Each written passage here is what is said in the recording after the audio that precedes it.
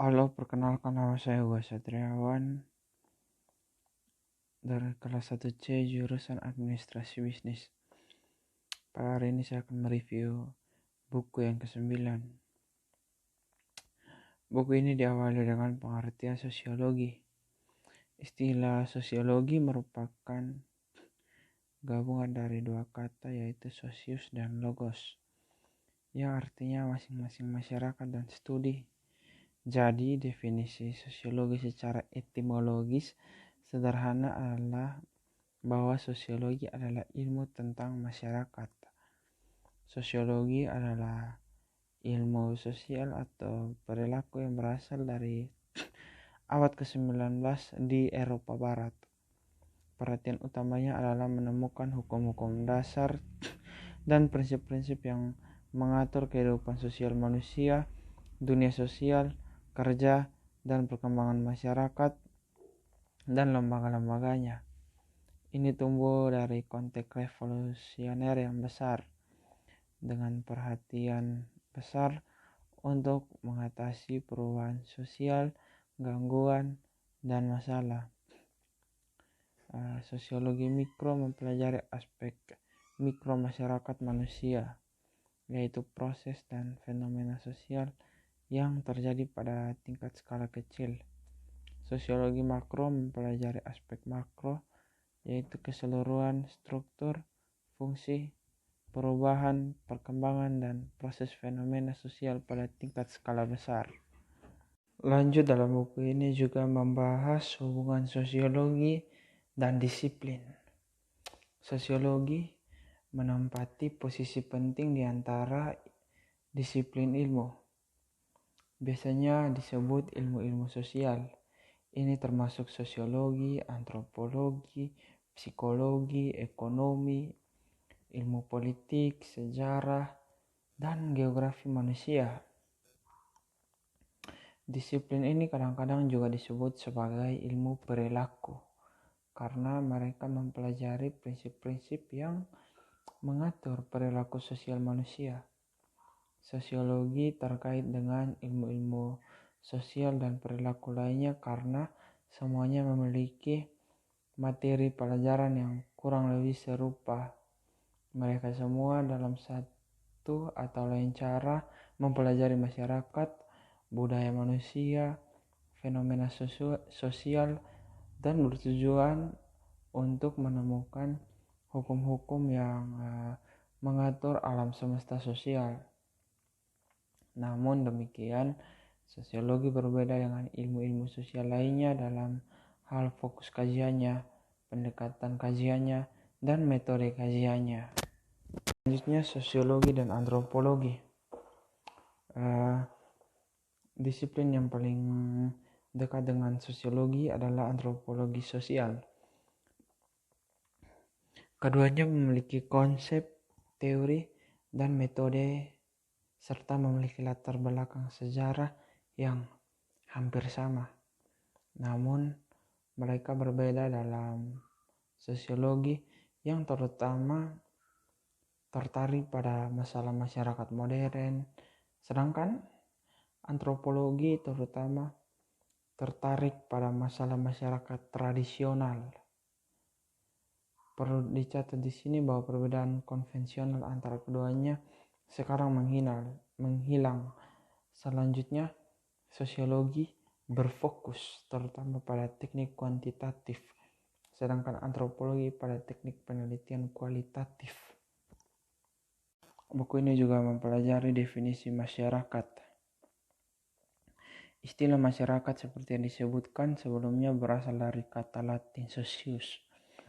Istilah ini secara langsung berarti pergaulan, kebersamaan, suka berteman, atau sekadar hidup berkelompok.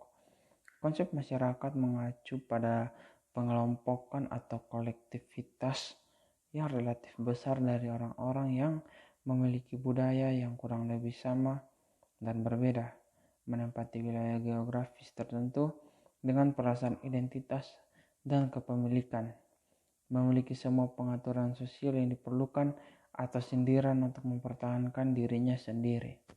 Selanjutnya, sosialis. Dalam buku ini juga berbicara tentang sosialisasi adalah proses menjadikan seseorang sosial dan manusia seutuhnya, atau lebih tepat itu adalah proses di mana orang individu belajar dan dilatih dengan norma-norma dasar, nilai-nilai keyakinan, keterampilan, sikap, cara melakukan dan bertindak yang sesuai dengan kelompok sosial tertentu atau masyarakat. Tujuan sosialisasi dalam hal individu, tujuan sosialisasi adalah untuk membekalinya dengan nilai-nilai dasar, norma, keterampilan, dan lain-lain, sehingga mereka akan berperilaku dan bertindak benar dalam kelompok sosial tempat mereka berasal. Sosiologi juga memiliki tujuan khusus berikut. Yang pertama, untuk menanamkan disiplin dasar dengan menahan anak atau bahkan orang dewasa dari kepuasan langsung. Seseorang anak yang dilatih menggunakan toilet akan menunda buang air besar sampai lingkungan yang tepat tercipta. Itu merupakan salah satu contoh. Kedua, menanamkan aspirasi. Yang ketiga, untuk mengajarkan peran sosial. Keempat, untuk mengajarkan keterampilan. Yang kelima, untuk mengajarkan kesesuaian dengan norma. Dan yang terakhir, untuk menciptakan identitas pribadi yang dapat diterima dan konstruktif. Selanjutnya, buku ini juga membahas tentang organisasi sosial.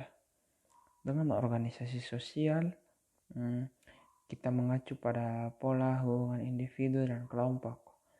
Istilah organisasi menandakan pengaturan teknis bagian-bagian secara keseluruhan, dan istilah sosial menunjukkan fakta bahwa hubungan individu dan kelompok adalah hasil dari proses sosial. Jadi, salah satu perhatian utama sosiologi adalah mempelajari dan menganalisis perilaku masyarakat manusia seperti yang terdampak dalam cara dan hubungan yang terstruktur dan terorganisir. Oke, lanjut. Secara khusus, sosiolog tertarik untuk menemukan dan menganalisis yang pertama hubungan pribadi dan kelompok yang mempengaruhi perilaku individu dan institusi sosial. Yang kedua, bagaimana orang dan kelompok berhubungan satu sama lain. Yang ketiga, bagaimana orang mengorganisasikan dirinya dalam berbagai situasi sosial, baik disadari maupun tidak. Yang keempat, jenis hubungan sosial apa yang terjadi dalam perilaku terorganisir mereka. Dan yang terakhir, bagaimana hubungan sosial ini dipertahankan dan bagaimana mereka menurun atau hancur. Karakteristik dasar kebudayaan.